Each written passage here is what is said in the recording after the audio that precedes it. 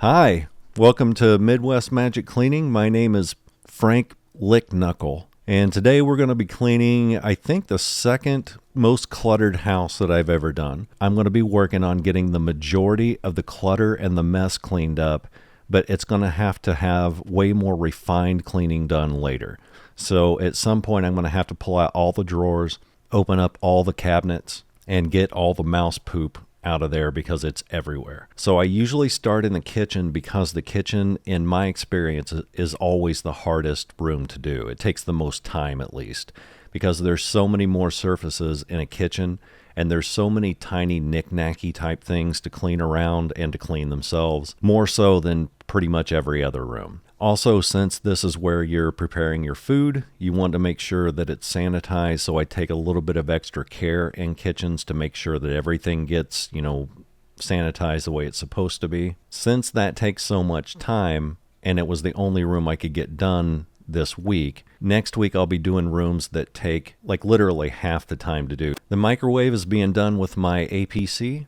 I just soaked it down, let it sit for a couple minutes, and then just wiped it out with a rag. They had a problem with the sink, and it had a leak, a pretty bad leak, and it was leaking for so long that it caused two holes in the floor. One is right underneath that trash can that you can see to the top left of the screen, and then there's one that's closer to the camera. Now here's one of the areas that I'm going to do quickly. And normally I would spend a ton of time on this, but it would be the stove and the surrounding area. Now the biggest part of the clutter, which is the top of the island, and all you can do here is just start taking things off one at a time. Even if you don't have a place to put them, just find a section of floor or something to put them off of the island.